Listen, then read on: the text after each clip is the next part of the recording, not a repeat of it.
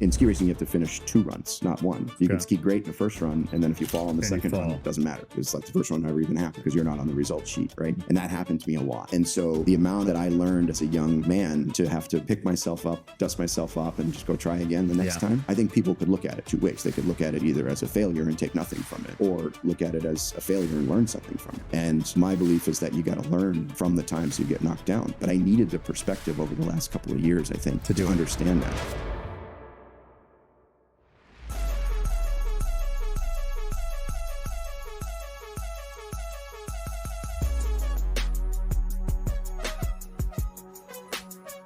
Welcome to Take the Power Back, where our mission is to take people to the highest possible level in their career and life, specifically Gen Z, and to change the narrative and inspire the next generation into entrepreneurship by giving them a vision of introduction to other people who have gone the distance and had very successful careers and pursued entrepreneurship. And today I am honored to welcome my friend Andrew Nigrelli. Andrew, welcome. Good to be here. Yeah, psyched to have you. Andrew and I have known each other since 2002 or 3, maybe? It was November of 2002. November of 2002. We knew each other before that, but I'm going back to my start date. The start date, yes, November 2002. So probably the week of Thanksgiving week of 2002. Which is really wild to think that, it's 23 years later. Yeah, right. So I met Andrew in Boston. At American Express Financial Advisors at the time, right? I was a VP, and Andrew just graduated college. Did you just graduated college? Yeah, I graduated in the May of 2002. Okay. Yeah. Right. So we have a lot of history. We've known each other a long time, and Andrew has had an unbelievable career. It's an unbelievable career. And what's really impressive is the way he continues to pursue entrepreneurship and reinvent himself, which is really kind of cool, even though he's been kicked in the face and punched around a couple of times, as the rest of us have. Could question my intelligence on some of these decisions. Well, sure. only if you didn't learn from them. Yeah, exactly. Experiences. Yeah. So Andrew, I'm going to turn this over to you. Why don't you tell us a little bit about what you do today? So we'll start in sort of the current day land. So why don't you tell us a little about what you do today, married, kids, that kind of stuff. Yeah. So, personally, I got married to my wife, Jess, in 2011. Mm-hmm. And then not too shortly thereafter, we had our first kid, which was, her birthday was in October of 2012. So she's now 13. And then we went through actually quite a bit between her being born to my second daughter being born, in that she was born with a congenital heart defect. And that sent us for a pretty big loop because she needed to have open heart surgery right before her second birthday, which as a parent, to have to go through something like that was heartbreaking. It was really, really tough. And then in her recovery, they noticed that she had some other issues which were related to some arrhythmias that she had. But the reason I'm telling you this is, well, she still deals with that today. The doc, because obviously she can't talk at this stage. She's laying in a crib in a cardiac ICU at Children's Hospital in Boston, tubes coming out of her. And the doctor's explaining to us what's going on and was describing the symptoms that she was having because she had spent the entire night before waking up with alarm bells going off and all this stuff, people rushing in, putting ice on her and all this thing. And he's describing the symptoms. And my wife looked over at him and said, I don't mean to ask this right now, but could this condition that you're describing be hereditary? And he said, well, it can be, but we don't think in this particular set of circumstances. And she says, and he goes, well, why do you ask? And she said, well, geez, what you just described, I've been experiencing my whole life. Whoa. And so, the doc kind of looks at her and he's like, all right, crazy mom, let's deal with one thing at a time here. Right. But he goes, it probably can't hurt if you're going to see your doctor anytime soon, it can't hurt to mention what you just told me. And she said, okay. So she, lo and behold, just coincidentally has her annual physical, a few weeks after this whole thing happened. And, thankfully we were able to get Avery home and like I said, Avery's now had a second surgery from what I just described, the electrical issues in her heart, which, knock on wood, seem to be somewhat under control. But so Jess ends up getting checked by her doctor, and they figure out that she's got the same issue as my daughter. Wow. And what ends up happening is that typically speaking, that type of condition usually is simple until it's not. And in my wife's instance, it was one of the most complicated cases in the history of that particular electrical disorder that any doctor had ever seen. And she ended up having 4 surgeries over a 2.5-year period. And now is, completely pacemaker dependent. And, but needless to say, that could have killed her though, right? I mean, they were worried about it long term. Right. Yeah. Like as she got older, and if they weren't able to address it, and, it could have gone on where she just thought like, she overexercised or whatever. So, right. But the reason I sort of, and then, and lo and behold, as it turns out, when you have one daughter born with a congenital heart defect, your odds double for the next one, right, to have it. And lo and behold, my little daughter, Karina, who's now 7, was born with the same defect, but we got lucky with her because sometimes there are instances where that hole closes on its own, which was the same original defect that Avery had. Whereas hers didn't, obviously, but Karina's did. So thankfully, yeah. Thankfully. Wow, that's crazy. I did not know that. Yeah. I knew Avery. I knew Avery. Yeah. Yeah. And the reason I wanted to tell that story is because when you're an entrepreneur and meanwhile, like throughout all of this, I'm sitting there, I'm trying to run a business. Yeah. And at that time, I really, I really only had, 2 team members.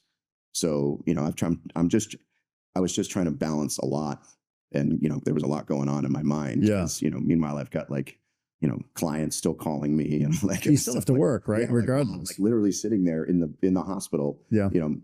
Clients don't, I wasn't really advertising it. So clients didn't know what I was going through. And, right. But it is, as an entrepreneur, you just got to take your licks and brush yourself off and keep going. We're going to get into a lot of this, but it's really important. You say anybody who listens to this is to say, life challenges are not on the way, right? They're not in the way, they're on the way. Yeah, exactly. And what I think sometimes people do, particularly that are entrepreneurs, is that when these challenges are there and they face them, they give up on what their core, what Larry used to tell me was fly the plane, right? Yeah. So fly the plane is the number one reason planes crash is because of people. Right. So when there's an emergency, human error takes stance. They literally are looking all over the place and they fly into mountains. Yeah. Where you have JFK Jr. in the fog trying to find the airport. Yep. Wasn't looking at his altimeter and fell right into the ocean. Yeah. And obviously died. And you as an entrepreneur during all of this basically still had a business to run. Yep. And you were able to manage both of those. So first of all, congratulations. It's amazing. Amazing. So what do you do today? Where are you now? Yeah. So me and my business partner, we just bought another company back in June of this year. Yeah. So I guess to take a step back from that, just to give context as to how that absolutely happened. So I was, a financial advisor for 20 something years, because the only job I ever had out of school. Mm-hmm. And the tail end of my career, I joined one of the large aggregators as a partner. But I got to tell you, throughout my entire advisory career, sadly, I never loved being a financial advisor. And so, while it paid really well, I was waking up every day and, I was bored, to be honest with you. Yeah. And, all my clients, great people, but that wasn't what just, lots of financial advisors out there love that adoration that clients give them. Yeah. And that's what they, gets them going. Right. Yeah, they love it. They just love every part of it. Absolutely. They love every second of it. Yeah. I loved the business, but I didn't love being a financial advisor. And the position that I was in, because I was a part of a really big firm, there wasn't like an opportunity to sort of shift. And so I found myself looking for other ways to sort of get those juices flowing. And, thankfully back in 2016, I got introduced to an entrepreneur here in New York that was also a Wharton professor. And he was building this really interesting company at that time, which now, a lot of people know it's called 55IP.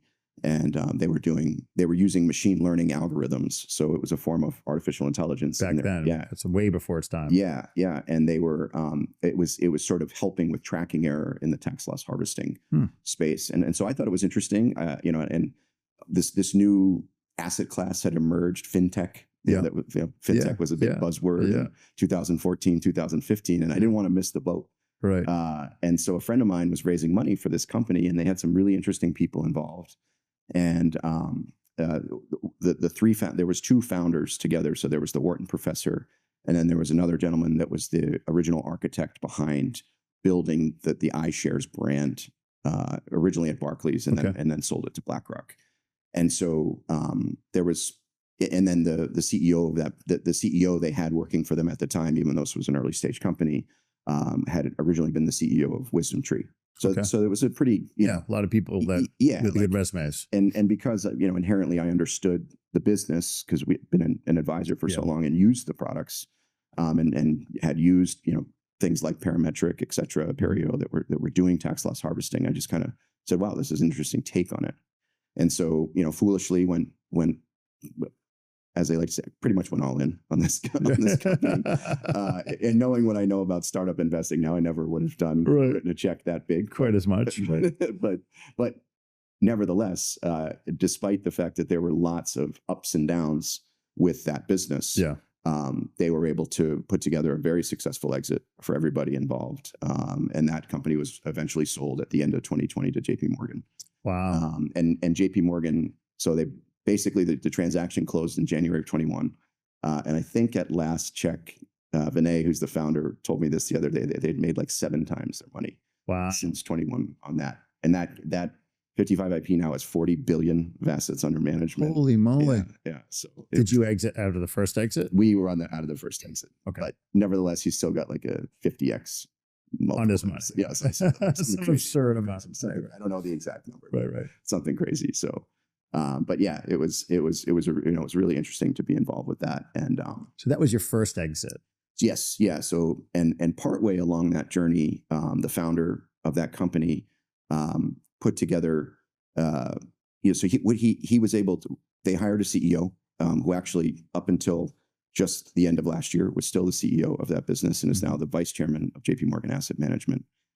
So really quality guy, obviously. But he realized that, so when they hired that CEO, the founder was able to step back and become chairman of that company. And what he basically did was he said, well, geez, if we could build one point solution in terms of using AI for financial services, why can't we build a whole bunch? Okay. And so he came to a group of us that were sort of ended up being kind of the core investors in 55 IP, and had become very close with him because there was a bunch of stuff that happened in typical startup fashion. There was some founder issues, et cetera, and we all backed him, in terms of the horse in that race. Right. And so he said, well, I want to build this new business. And originally it kind of started off as kind of a venture studio style business where he was going to build a bunch of startups that maybe were related, maybe not. So like an incubator type of thing? It was kind of an incubator, but more of a platform. Okay. And, and they were going to have like a holding company that would then build all these other kind of subcos under the holding company. Okay. So, and so I signed on to be one of the founding investors of that business. And meanwhile, I'm still running my financial advisory business. Right. This is all side hustle. Yeah. Well, this is all going on, but I'm realizing, and I guess the long way to answer your question was that what I was realizing was that was really what I was interested in. Your juices got flowing. My juices were flowing through, doing that. And subsequently have invested in a bunch of other startup companies, some with some success, some without. Right. That's how it goes. But nevertheless, so what I did was when I ended up selling my firm to the large aggregator that I was with at that time. Can I say who that is? Or do I know who it is? Is it Carson? It was Carson. Yeah. It's Carson. Yeah. Okay. Yeah. And so ended up selling to Carson, and it was interesting because Ron and I had that, or Omani now, he and I had that conversation early on. He's like, Andrew, look, because I was apprehensive about transitioning from the firm that I was with, which was a firm at LPL called Northeast Planning Associates, and he said, look, Andrew, worst case, because I just wasn't sure what I wanted to do. Did I want to continue onward, in the financial, as a financial advisor? And he said, well, Andrew, look, worst case, come over. And if you decide that you want to exit the business, I'll buy your business from you. Okay. And, and there was never one thing that man said to me that he did not deliver on. Right. And he's one of the great, he's a legend. He is an amazing human being too. Yeah. So not only is he a legend in the business, but the guy is a very, very special human being. So, lived up to his word. And, it kind of got to a point where and it wasn't an overnight decision, but I just, you don't want to wake up every day and not love what you do. Right. Right. And sometimes you're in situations where you got to work for a paycheck. Yeah. And, I just felt that I didn't want that to be. And the big thing I felt I was missing as an entrepreneur was one, when you're a partner in a large organization, like your decision making is very, very limited. Right. You do what they tell you to do. Yeah. Right. And you can kind of build your business the way you want, but there's a lot of stuff. As long as it's what they want. Yeah, but it's, listen, they're scaling a huge business. I think they just crossed like 50 billion in assets. That's insane. Which is insane. And it's all, of a huge, obviously, attributed to Omani and his dedication. And, Mm-hmm. I know, and I was the first speaker, remember? Yeah. Remember that? Yeah, I do. I still remember, and I could probably tell you things that he said in that talk. And here I am, like, I don't even think I was 23 at the time. And right. It was at that Larry meeting that we used to do. Yeah. And, I'm the first like big speaker I ever saw. So, but not to digress. So, I ended up, selling the business, and that was in December of 22.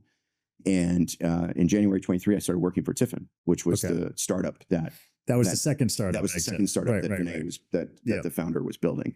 And they had just crossed a Series D fundraising at the end of 22, so they were pretty well on their way. Big list of large strategic investors in the business. JP Morgan was on that list, Morningstar, Broadridge, Franklin Templeton, Hamilton Lane, SEI as investors. So they got, they were really kind of, well funded and were really doing some interesting things. And so, Vinay, when I had kind of talked to Vinay along the process of me, whether I was going to sell or not. And, that was how we sort of figured out that I could come work with him. Okay. After I sold. And so I worked for us, it's a really interesting culture to work for a startup in this day and age. A lot of young people, a lot of energy. And what was your role there? So I started off first and foremost, he wanted me to kind of feel my way around. Yeah. So I started as a consultant, kind of just trying to help with business development, trying to help, get the various different companies in front of folks that were in my network, right. In the asset management, basically. More so trying to help the business grow on the customer side initially. Oh, all right. So people to purchase this, because you pitched me, right? I think you guys pitched us. Yeah. We were raising money at one point, so I kind of got to that part. Yeah. But what I started off with was just trying to make introductions, because they had a business that was using AI to help, essentially help wholesalers, kind of be a fly on the wall in an advisor's office and understand where their flows were going and what were rather than go in and pitch some fund that the advisor just had really no interest in. They could be very targeted in terms. So I was trying to help with introductions, in the asset management space, introductions in the advisory space, really anywhere I could be helpful. And then, Vinay came to me and he said, look, we want to build some companies that are going to be really focused on AI applications they're going to help advisors. They're going to help in the alternative space. We're going to help in the sort of in the workplace. And what they ended up doing was Tiffin started a second sort of division called Tiffin.ai. And so I got named, and that was in May of 2023. And so I got named president of Tiffin.ai. Okay. And so my job was to sort of go out and find some talent for those companies. Building the technology. We were building them from the technology, they had their tech people. They had already existed. They were building the solutions, but I had to go help find people to run these businesses. Okay. So it's sort of, building more of the personnel, right, and raise money simultaneously for those businesses in particular. And so that was what my focus was for about the first year that I was there. So it was that kind of ran like June to June. Okay. And once those sort of got off the ground, I couldn't ever shake that, well, yeah, you work for a startup and you're kind of acting entrepreneurial, but if you're not building something, I mean, I know you know this better than anybody else, given your trajectory. If you're not building something for yourself as an entrepreneur, it just doesn't feel right. Yeah. And I think you got to scratch the itch. Yeah. Right. Like, and I think when I sold originally, I really discounted that in myself. Yeah. But what I learned, Tiffin here is a global company. They have a large presence in the U.S., about 300 employees in the U.S. They've got a large presence in India, they got 4 different businesses in India. Mm-hmm. They're working on some other things in Europe, Asia. So, they're really growing. And being very close to the CEO of that company, I did learn a lot about myself. And I did learn that one of the things I think I struggled with for, the very large part of my career, despite a great exit with the 55 IP thing, and then a great exit with my business, I still struggled a little bit about trusting myself and betting on myself. Really? Yeah. Yeah. And that was maybe part of what was holding me back. Because I always had this thing in my gut that was, I never felt like I was living up to my full like entrepreneurial potential. Is this an imposter syndrome thing? Is this kind of, right? Because you're like, you never really thought was there fear in that, taking it the flyer completely on yourself and other people involved in it? Was, could I do this? Could I go out and build a real business on my own? I think that's what held me back in terms of even why I always kind of migrated towards like, even within LPL, which is an independent, as you know, I kind of, when I left Ameriprise to go to LPL, I joined a large RIA within LPL. In fact, they were one of the top 5 largest RIAs. And then subsequently went from that set of circumstances to Carson, which again, large RIA, huge, where, and I just had a little bit of fear around. Yeah. It's interesting because I think a lot of times you do own your business as a financial advisor, but you don't own the platform. And I think there's like a difference in that. Huge meaning difference. You're part of a broker-dealer, you own your clients, you own that. And there's a valuation and it's very, very attractive, which we'll talk about that stuff.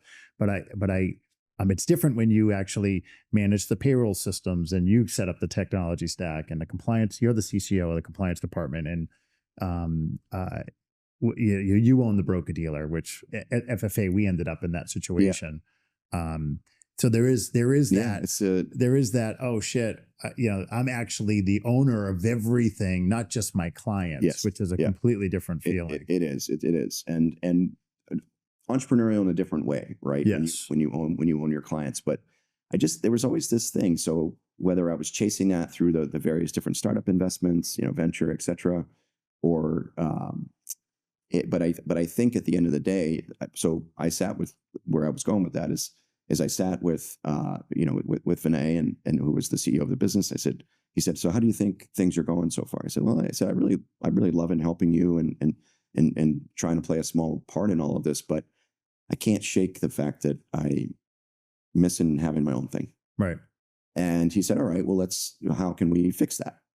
And so we made an attempt internally to have me run a business that was, sort of a weird take on potentially building my own venture capital fund that would only invest in Tiffin projects. And unfortunately, the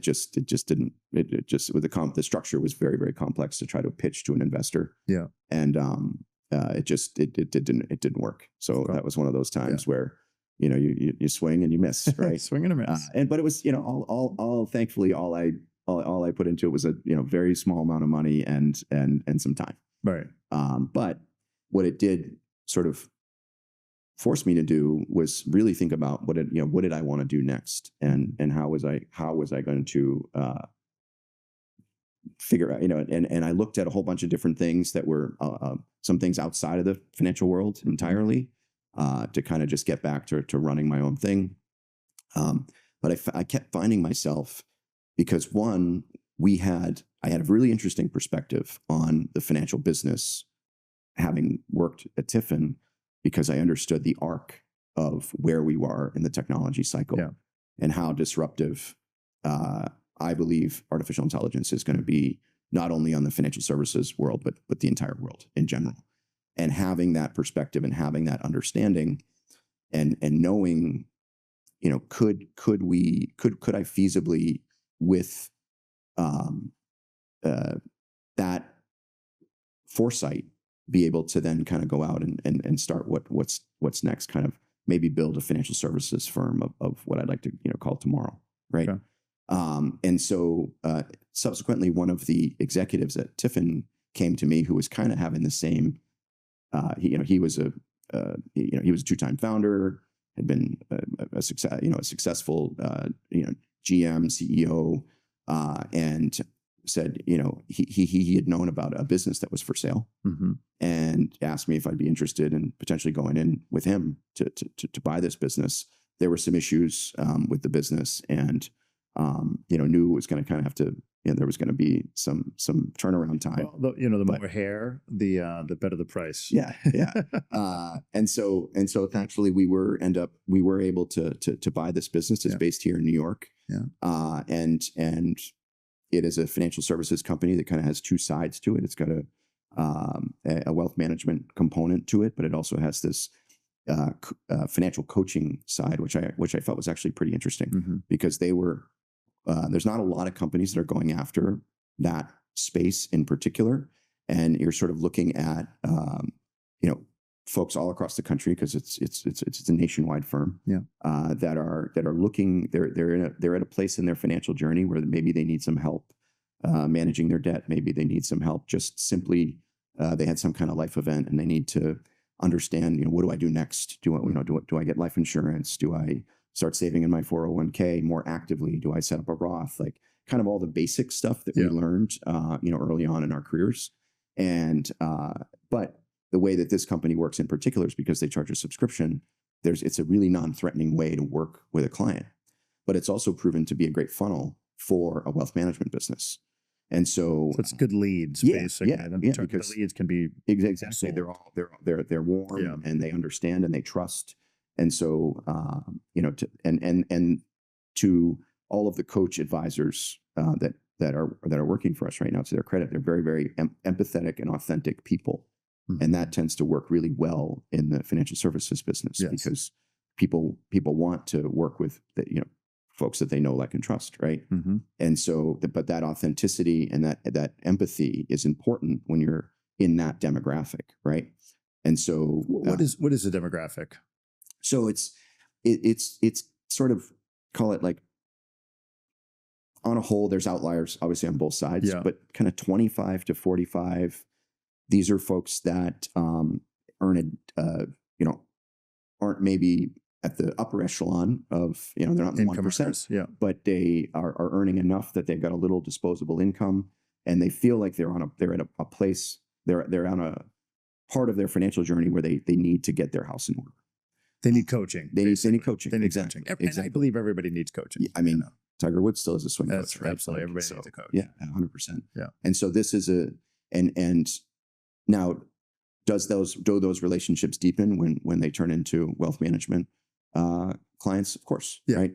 But the coaching is really where it starts, and also where this business, in my belief, can really scale. Okay. And so that was what kind of made it interesting. So, despite some ups and downs throughout the negotiation process, we were able to close. It took us we put sort of a rough term sheet in front of them in December, but it wasn't until June that we actually ended up closing. Okay. And now we've spent the better part of this last 7 months trying to do our best to just get our arms around the team that we have in place, and the financials. I'm assuming taking over financials are tough. Yeah, the expense to run the business, because we sort of have the team that we have is the team that we have, right? And they're really awesome.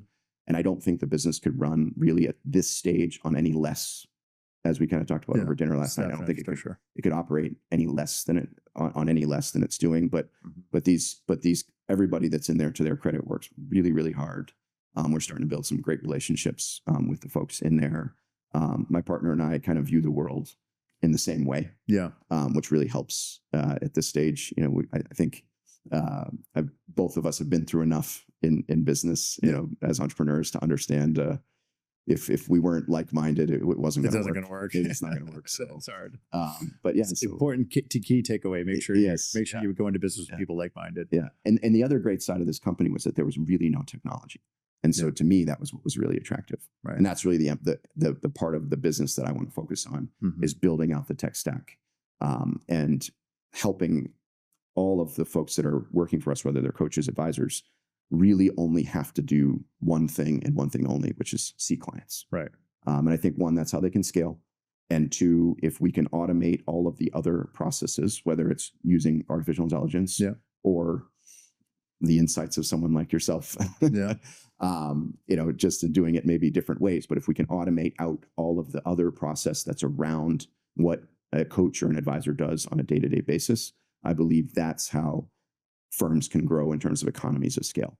Because, you know, what the average an advisor typically kind of taps out, it's not an exact number, but it's kind of around 100 clients. Yeah. And that's really where they have to start bringing on more staff, partners, associates, in order to scale it, for sure. So it's not that financial firms haven't scaled. I mean, look at the JP Morgans of the world, right? Morgan Stanleys, et cetera. But it's a pricey scale.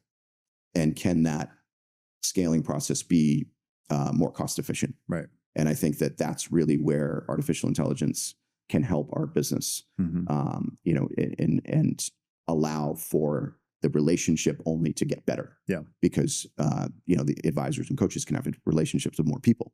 And if they're working with more people, that's for the ones that we talked about earlier on this call, that's what gets them going.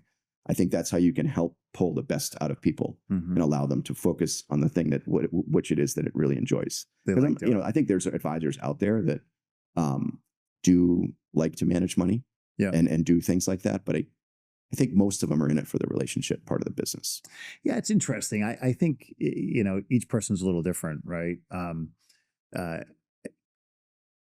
Their relationship with their client, once they make a bunch of money, becomes their comfort zone to not do uncomfortable tasks in order to actually scale their business and just run a practice. And that's my opinion. No, I think you're totally right. I think the financial advisory business is so good. Yes. That it's so lucrative. It's so lucrative. Yeah, exactly. And that most advisors end up in these very lucrative lifestyle practices, right? That's what it is. It's not a business. It's a lifestyle. It's a lifestyle practice. And that to me, I think that's the itch that you needed to scratch. You couldn't be that. Yeah. I wanted to. You weren't an entrepreneur. You were a lifestyle practice. Yeah, I wanted to build an enterprise, but you get so it was, you know, admittedly, I'm still adjusting to this. I mean, I'm working harder right now than I've ever worked in my whole life. Good for you. You worked pretty hard in the past. Yeah. No, I'm now, it's like, I got to tell you, like, I wake up every day and I love what I'm doing. Now, could we be making more money? Of course. But but I love what I'm doing. Right. I look forward to I try to do my best. I'm not very good at it because I'm always sitting there on my phone. I'm talking to any of the large language models. I'm having run scenarios. Like I'm really bad at not shutting down. Yeah. But I try but I look, you know, and I guess entrepreneurs really never shut down, but I do look forward to Mondays. Right. Like, and I think that I'm really lucky in that sense. Yeah. That, and look, I think there were choices I could have made around selling my firm that would have been much better financial choices. But that's all they would have been. Right. Would have been financial choices. They wouldn't have been a way to sort of, as an entrepreneur, to try to improve myself and try to challenge myself. And, you know, I guess it might be the athlete in me that's coming out. I was a ski racer most of my life, and then skied Division I in college, et cetera. And you know, I was having a conversation with we have an intern coming to work for us starting in December, and she happens to be my niece's roommate at Boston College. Okay, and so she and I were having a conversation around, because they're trying to all these kids are now trying to they're seniors, so they want to get out in the world and trying to learn some stuff. Yeah, and they want to have conversations, experiences. Yeah, and they want to have conversations with people. And so I, of course, I told my niece I'd be willing to talk to anyone that wants to talk. Yeah, and I said to her that she this young woman is been an amazing field hockey player her whole life, and and I said to her, I said, to get to where you are, she's on the division elite, right? So D1. Yeah. I said, to get to where, and she's basically, now D1 athletes are basically like professional athletes. Oh yeah. I said, to get to where you are, how many ups and downs did you have to go through in your athletic career to be able to get to this point? Because it wasn't a linear, nobody starts at the bottom and just goes straight up to the top. No, it doesn't work that way. Yeah. And I said, in business, it's exactly the same. Yeah. Right. And you have to take the times where you're knocked down, and just like you did on the athletic field, and learn. It's a learning process. Right. And I think people could look at it two ways. They could look at it either as a failure and take nothing from it. Right. Or look at it as a failure and learn something from it. Right.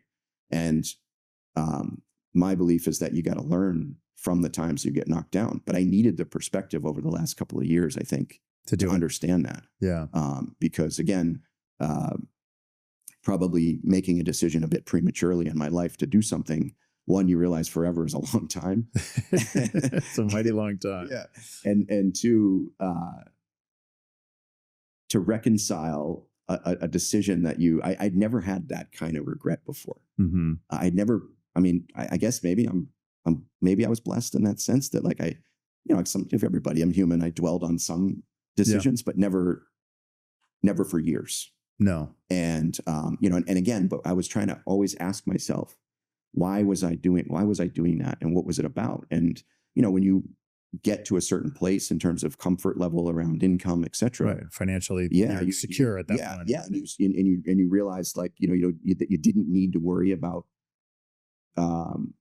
money and bills, et cetera. Yeah. I mean, that was a comfortable place to be. Right. And, so over the post sale, despite the fact that there was money there, I didn't feel like, and I'm still getting to this place where I'm trying to get my income back to a place where I feel like, the wealth that I've built is secure, because I don't need to use it to live each month. Right. Yep. And so that is, so I think there's different parts of the entrepreneurial journey. And, right now I'm in a place where, I feel blessed to be doing what I'm doing, but, I'm still trying to grind it out. Yeah. I think sometimes you build a level of wealth, right? There's income and then there's wealth. Those are two different things. Yep. So if you have wealth and you don't have income, you'll eat your wealth away. Yep. Right. And then if you have wealth and income, that's the ideal situation. Yes. Right. So therefore you can continue to amass more and more wealth. I believe the best opportunities for career in life don't come through career services. The best way for you to become the best possible version of yourself and to achieve massive levels of success is for you to be hungry, coachable, and try to find those opportunities directly. Take the Power Back was created to flip that switch, to not have any limitations in terms of the opportunities that are out there in front of you. That's what this platform is really all about. Real jobs, real access, real opportunities, and most importantly, no gatekeepers. Are you serious about success? Then let's take the power back. Join the movement.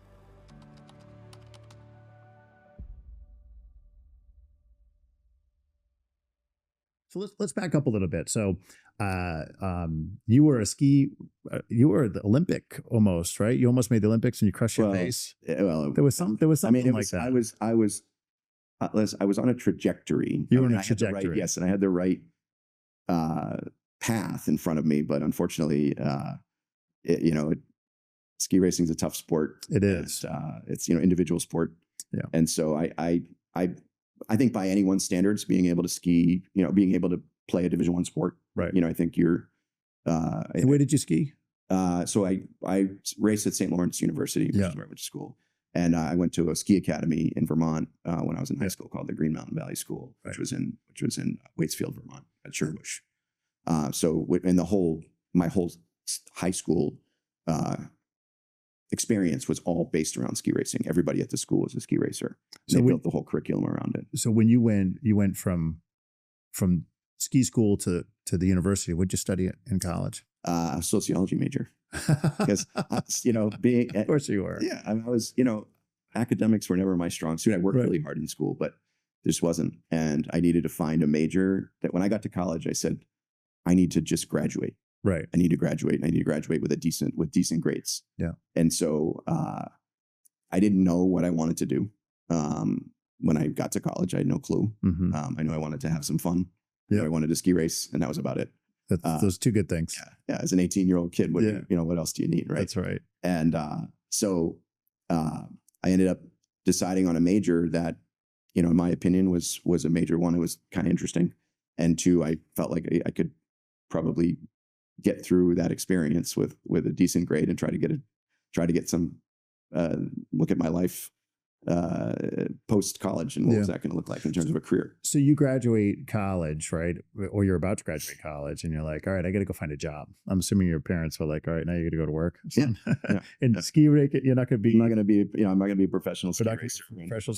Ski racer. So how did you find financial services, or did it find you, or what was that? What did you decide at that point that's what you wanted to do? Well, I kind of, I think like a lot of kids in school at that time, Wall Street was attractive because one, there was a chance to go earn a very lucrative living. Yeah.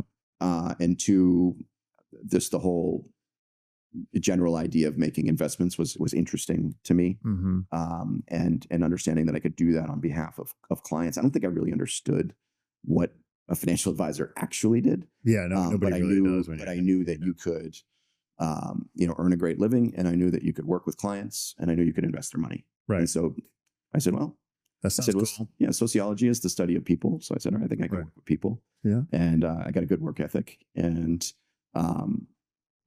maybe this is something I should pursue. So this is my story. I'm going to tell how I want. So did you come to Boston right out of college? Or? Yes. Yeah. Right. So I called Andrew. So Andrew was a D1 athlete, a sociology, good dude. Worked out a lot at the time. I worked out a lot. We hit it off. Yeah. We became, I was like, this dude's a stud. He's a rock star. And when I saw talent seeks talent, right? So when you meet somebody talented, right. And I think vice versa, you just can seek talent. And, so I hired Andrew probably, I'm guessing it was probably April of 2002 or maybe May. Yeah. And Andrew's very, very a smart guy, but he's not a great test taker. No. So you want to tell the story, or you want me to tell it? Yeah. Well, no, you go ahead. All right. So Andrew is having a tough time passing the tests. So I call him up one day, and I don't even remember you had failed an exam. And he was actually in the office of New York Life. Yep. So he was supposed to come work for me. And I don't know why he stopped returning phone calls or something. So I called him up and said, what are you doing? And he says, you know what, Jason, it's not going to work out.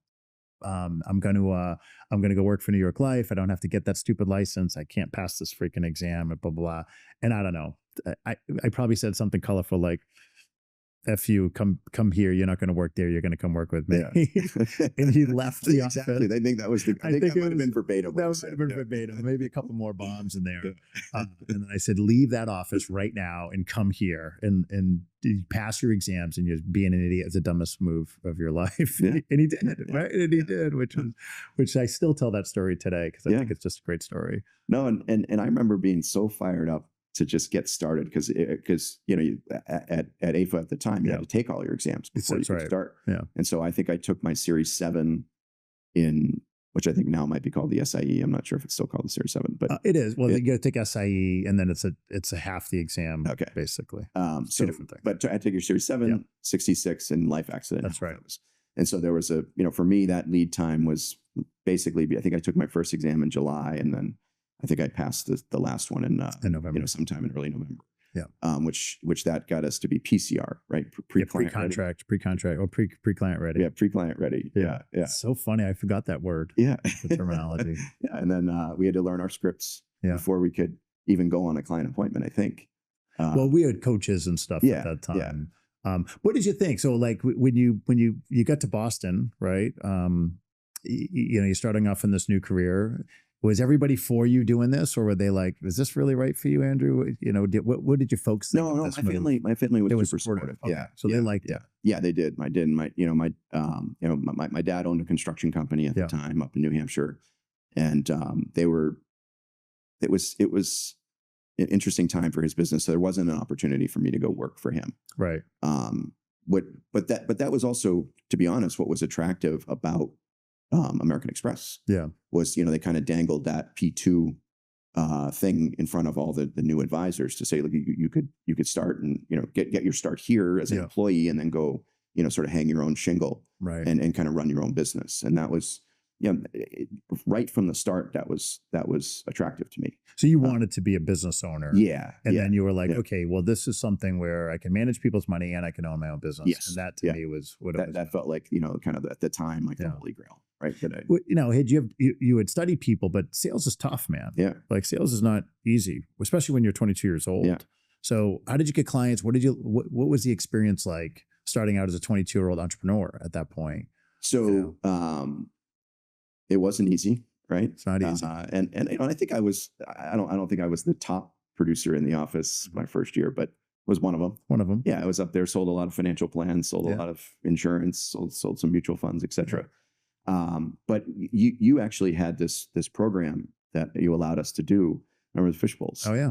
Yeah. And so what I did was, before I even started, I remember, I think I asked you, I said, hey, can I just go to these places and drop the fishbowl into it? So basically on my first day, I already had fish bowls out there, and I had leads essentially, because with everybody's business cards, right? And I remember my first day on the job, I think I booked 9 or 10 fish bowls, and I think at the time we used to have to submit something. I can't remember what it was. All your expenses, stuff, and but I ended up seeing you and Adam Ayu in the like around the main office there. And you said, well, what are you doing? I said, I just booked, I have these 10 fish bowls things I just booked. And you're like, it's your first day. Yeah. Like, this is crazy. How did you do that? It's actually, it's a pretty easy call. They picked up, and I said, you got a free lunch, and who's going to say no to a free lunch? Right. I used to say, if you can't give away free lunch, you suck at sales. Like you need to give it up. Yeah. And then we'd stand in this restaurant, and that was it. And why I'm telling you this is that was basically, other than those, what do we used to call them? Car leads. The car leads. Yeah. That was how I got all my leads. Was through doing these fish bowls, and I would try to do 4 or 5 of them a day. Yep. So start at whatever time, at like 11:30, and try to run till like 2 o'clock. Yeah. And then how many hours a week? So when you first starting out of college, right? How many hours a week you're working? So you set that expectation. I did. Pretty clear, which was essentially 8 to 8 Monday through Friday. Yeah. And then 8 to 12 on Saturdays, because that was clinic. Yeah, we'd have phone clinic Saturday mornings, Friday nights, and Wednesday nights, right? Yeah, Wednesday nights, Monday nights, Wednesday nights, Friday nights. Yeah, and then even Saturday morning. Even in the beginning, you had us coming in on Sundays. But I did. That burnt people out. Yeah, I was going to say they made me. It was 2 to 5. I was a tyrant. I think that's illegal today. I don't even know. I think you could get people to come in on Saturdays. But, yeah, we did. But look, it was like a fraternity in that office, right? Everybody was young. Yep. And I remember talking to one of the guys. It might have been Chuck, and I was saying, this is pretty cool. I feel like I still feel like I'm in school. Yeah. But we're just getting paid to come and do this. That's fun. It was fun. Yeah. Yeah. Everybody, just because you were around everybody so much, you made some good friends. And I still, there's probably 4 or 5 of the crew that I still keep in touch with from those earlier days. But I know there's a lot of them that are like closest friends in the world. Some of them. Yeah. There's a few out there. It's kind of crazy, and I say this all the time to young people. Don't search for a title or a job. Search for a culture. Yeah. Right. So in that Charlestown culture, which we call it C-Town in Boston. Yeah. There was a group of people today that have gone on to be, including yourself in this, that are just unbelievably successful. And it's not like 1 or 2, it's like hundreds of people. It is remarkable. We talked about this over dinner last night, how many people that started in that office that are still in the business today. Yeah. but not only still in the business. I mean, none of them by any stretch of the imagination are eking by a living. No, I mean, very, very, very, very successful. Yeah. It's just degrees of how it's success and how big are those degrees. Exactly. Yeah. It's, there's a scale of success, right? And, right. But it's still all success. So it's just a matter of a degree of success. You know, it's funny. There's what I see is all of the vision of all the people that have gone and been successful. And I can't remember the names of all the people that went on to fail. Right. I do. I mean, I could tell but there was, for all successful people, there are people that are not as successful. Why do you think some people in life or financial services make it and some don't? What did you see in that? I think that, I think to be successful in financial services in particular, you have to have a burning desire to do so, because it's hard work. I mean, nobody hands you anything nobody hands you things in life. Some people do, but nobody for the most part hands you anything. And to have that desire to want to just keep going, because it's tough. I mean, it's hard. You get told no a lot, right? And you also not only do you get told no by prospective clients, you get told no by compliance. You get told no by various different people that are around you that are kind of doubting whether you can. I want to do this. No. Yeah. Why? Yeah. Exactly. I mean, you got to always ask why. Right. But I think, and I think there's a little bit of luck that comes into that too. And I think risk taking is in there too. But I really think at the end of the day, it is about inertia, and it is about a desire to want to be successful and not willing to stop until that measure, whatever it is that anybody has in their minds, has sort of been met. Right. Does that come from sports for you? Skiing? I think so. Yeah. Yeah. I never played sports. So to me, there's definitely something different from people who play sports. It's particularly at your level. Yeah. Because the amount of discipline, training, culture that has to go into making that is pretty magnificent. How much of that is skiing, and what do you think applied from skiing to life and drive? I'd say, as it relates to my business desires, all of it. Okay. Because, one, I think my ski racing career, unfortunately, was very disappointing in terms of what I set out to do versus where I ended up. Yeah. Because I had a dream just like any kid. I wanted to make the U.S. ski team and ski in the Olympics. And that was what I wanted. Right. And I just never got there. And so I had a lot of times in ski racing. In ski racing, you have to finish 2 runs, not 1. You can ski great in the first run, and then if you fall in the second run, it doesn't matter. Right. It's like the first run never even happened. Yeah. Because you're not on the result sheet, right? And that happened to me a lot. And so you'd ski one amazing run and then one bum run. Yeah. Yeah. And so the amount that I learned as a young man to have to pick myself up, dust myself up, and just go try again the next time. Yeah. It's crazy. But my love for the sport never waned. And so, interestingly enough, as I was kind of going through this metamorphosis, if you will, over the last couple of years, a lot of that came back to me, because there was what kept me going. Because it would have been, look, there were points where I'm 16, 17 years old, and I kind of knew that the dream had gotten further and further away. Right. Just because people were better than you? Or yeah. And ski racing is an interesting arc where the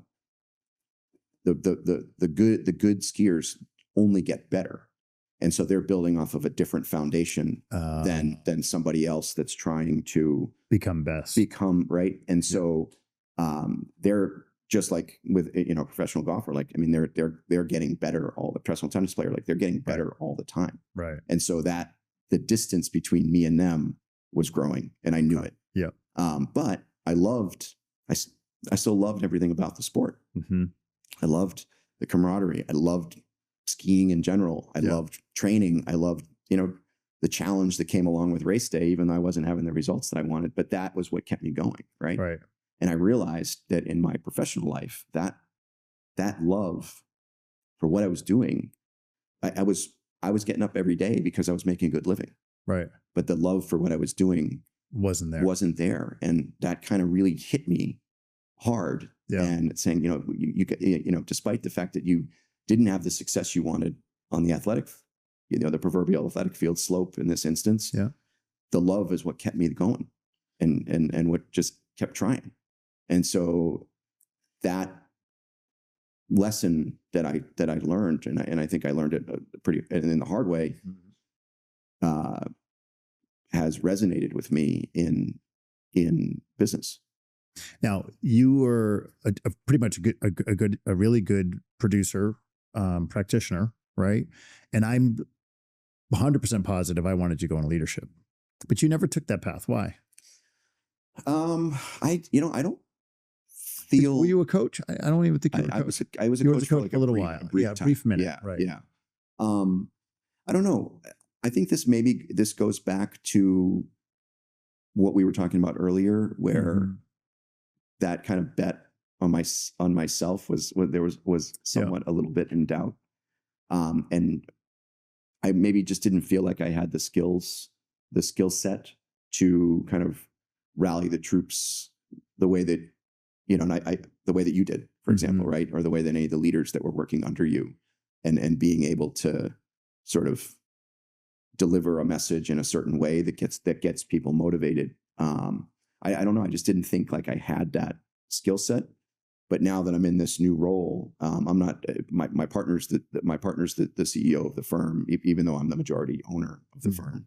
I'm the president of the firm, but he just has a lot of experience in being a CEO. Yeah. But I'm finding that, well, I wouldn't say I'm perfect, but I'm starting to get there where I feel like I can, rally the troops. I can rally people, manage them, try to keep them motivated, try to help them find what it is that they want to do, and you can, bring the best out of them by allowing them to run free within what it is that they want to do. Yeah. Because I think people, I think obviously there's the financial reward is part of it for sure. But I do think if they're doing what they love, you're going to get the best out of them. Right. And you encouraging them to do what they love. And, so is for some of our folks right now, that's, being, is migrating towards the advisory side. And for some, it's, migrating towards the coaching side, but allowing them to really run with what it is whatever that they love. Want. Yeah. And helping them understand that that's okay. Yeah. That's, and right. You want them to do that, so it's interesting, that you really, your passion, it's not that you weren't good at it, right? But you didn't really want to be a financial advisor. And then any financial advisors that hear this, I want them to hear this from my perspective. Being a financial advisor is not owning a business. It's owning a practice. It's a professional lifestyle practice, right? Yes, it has a valuation, but the true entrepreneur really stands up their own RIA, has their own payroll system, doesn't rely on an independent broker-dealer, is really, and actually the real business owner doesn't meet with clients, right? So eventually you want to try to figure out how you grow past that if you want to really scale your business, right? What's interesting, I've learned over the last 8 years building a pretty good business that I'm a terrible CEO, but I'm a really good operator, right? So would you consider yourself a better CEO or better operator? And can you define the difference between the two? Yeah, in your words, right? Yeah. No. I get I get what you're saying, and I think that there's instances where, like, I'll take my business partner for example. He's a great CEO and a great operator, right? Which is unique.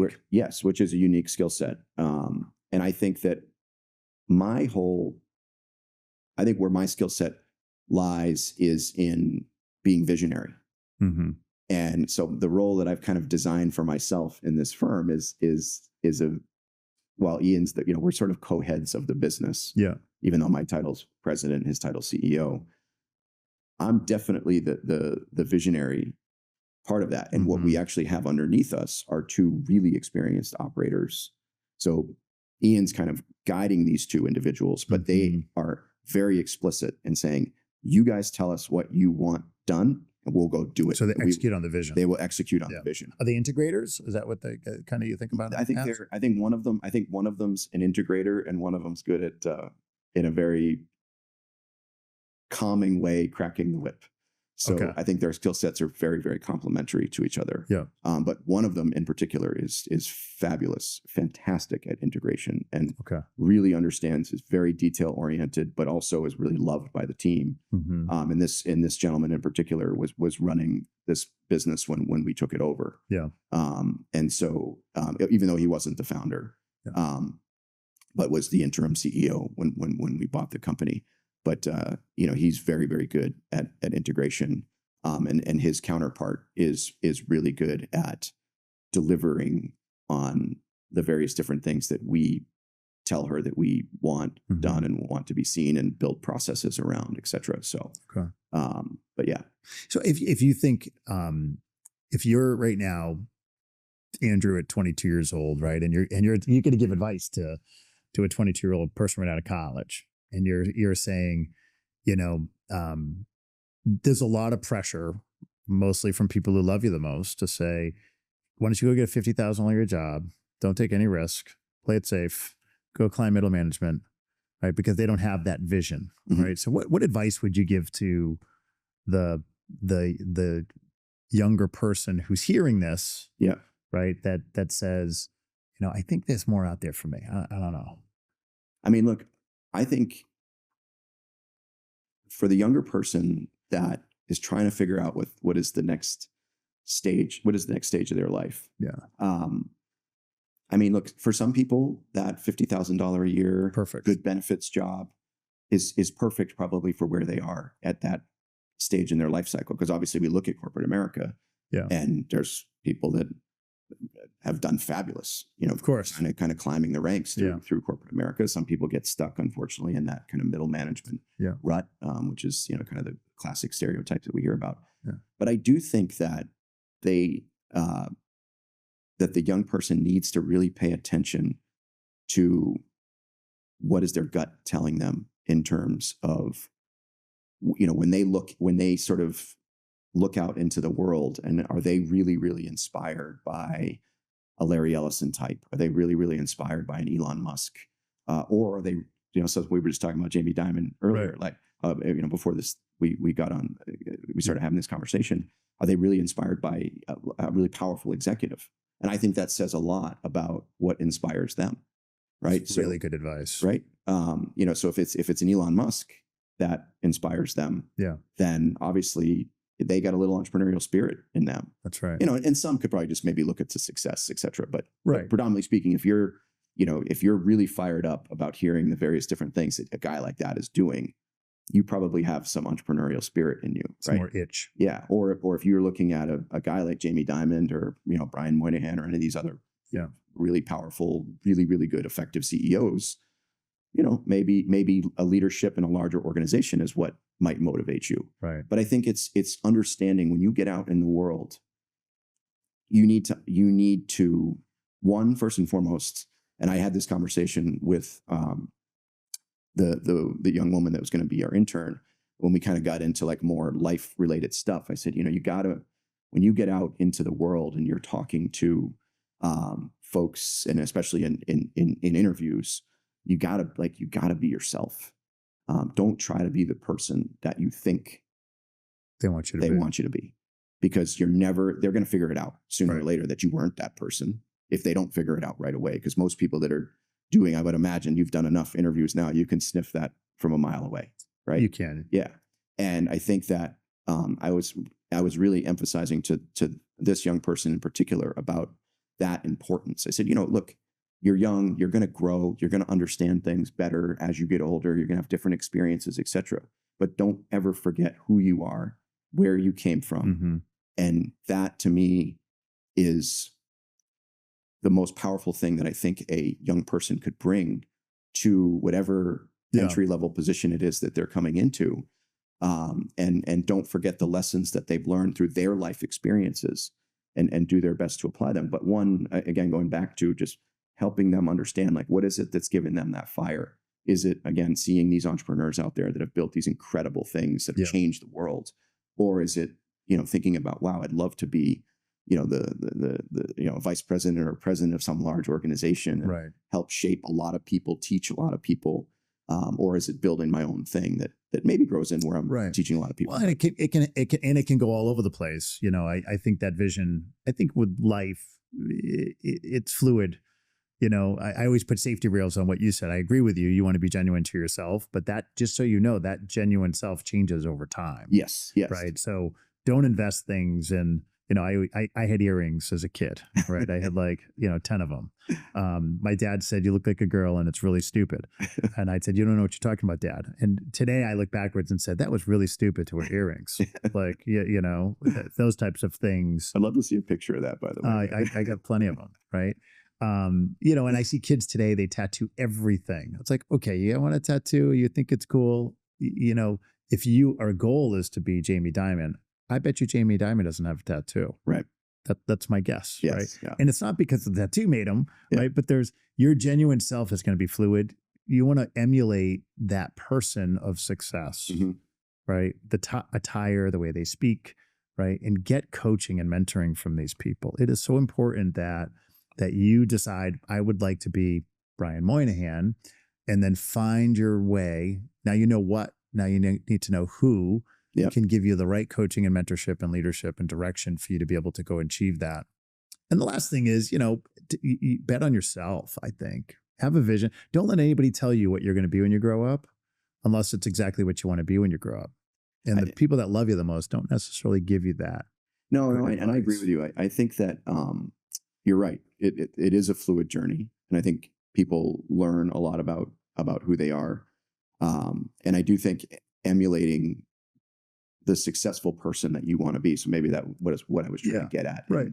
In trying to figure out, is it a Zuckerberg? Is it a Larry Ellison? I think it's great. Yeah. Are these, but I also agree that, that